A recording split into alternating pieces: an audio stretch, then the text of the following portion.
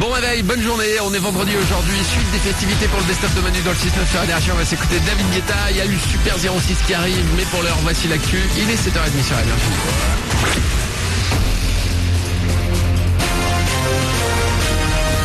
Toute l'actu sur Avignon avec Frédéric Plat. Bonjour, le plus souvent entre gris clair et gris foncé pour la couleur du ciel de ce vendredi. Quelques éclaircies sont quand même annoncées ce matin sur le quart sud-est du 84. Ailleurs, on devrait rapidement entendre le tonnerre, puis le soleil de retour en fin de journée. Pas plus de 20 degrés au thermomètre. C'était la météo sur Énergie Avignon avec Doral Automobile. Zone de fond couverte à Avignon. A, B, C, les trois zones qui commencent, poursuivent ou terminent leurs vacances ce week-end risquent fort de se croiser ce week-end. Bison Futé va parfois voir rouge aujourd'hui par chez nous. Ça risque de particulièrement bouchonner en fin d'après-midi après le péage de Lonçon sur la 7 ou encore sur la 9 entre Nîmes et Montpellier. Transport toujours avec le tram d'Avignon. Le nouveau président de l'Agglo, Jean-Marc Roubaud, a annoncé hier qu'il ne rentrerait pas dans les remparts et donc rue de la République.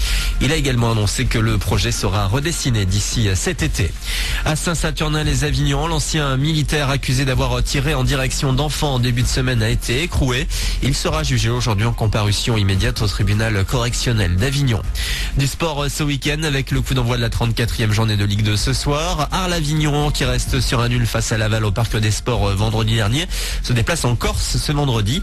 Adversaire du soir, la Lanterne Rouge de Ligue 2 Bastia. Coup d'envoi à 20h. Puis en Ligue 1, un match avancé de la 35e journée. Nantes accueille Marseille ce soir à 20h30. La plupart des autres matchs se joueront demain. Sochaux PSG, ça c'est pour dimanche à 14h.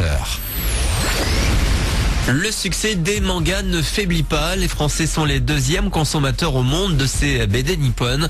Plus de 40% des ventes de BD en France sont des mangas.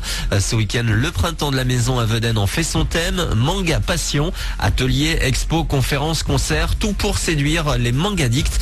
Fébé est fan de BD japonaises. On se reconnaît beaucoup dans les personnages. Ce qui est très intéressant avec les mangas, c'est que c'est des longues séries. On s'attache vraiment aux personnages, vraiment un travail à la fois sur l'image, donc le dessin, la couleur et puis aussi la musique. Ça fait vraiment un tout où on rentre vraiment dans un univers en fait. Quand on aime l'anime, on découvre les musiciens aussi. Et hop, ça y est, on s'intéresse tout à la culture japonaise. Moi, c'est comme ça que du coup, je me suis vraiment intéressée à tout ce qui était japonais. C'est-à-dire que ça commence avec le manga, puis après avec la musique, après du coup avec le cinéma. Enfin, tout s'enchaîne finalement assez naturellement. Et voilà, les animes, c'est vraiment une ouverture vers le monde japonais. Le printemps de la maison, c'est aujourd'hui et demain à la maison des Assos de Vedène. Un événement gratuit et ouvert à tous. Vous avez plus d'infos sur le site de la mairie de Vedène. Voilà pour vos news. Il est 7h33, bon réveil.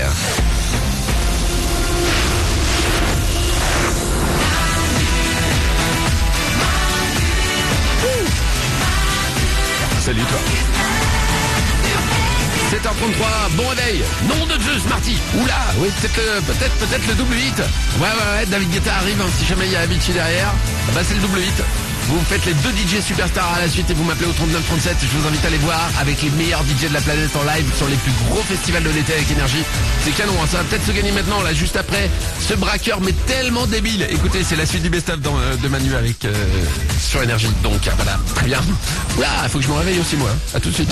Manu dans le 6-9.